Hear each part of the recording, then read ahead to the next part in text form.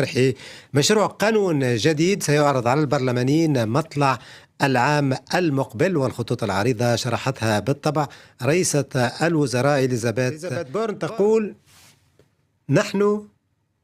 نريد أن نستقبل من نريد ولا نستقبل من لا نريد، التي تناسب سوق عملهم وخاصة المهن التي يحتاجوها في علاقة بمجال الفندقة والإطعام وكذلك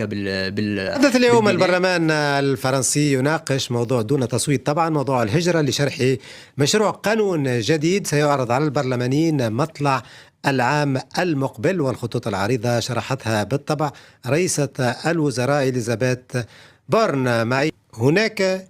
من يطالب بالتشدد، وهناك من يقول لا يمكن أن نتشدد باعتبار أننا في حاجة إلى مهاجرين. إذن هي ليست بالمرة الأولى، حيث هو التحوير عدد 29 لقوانين الهجرة في فرنسا منذ 1980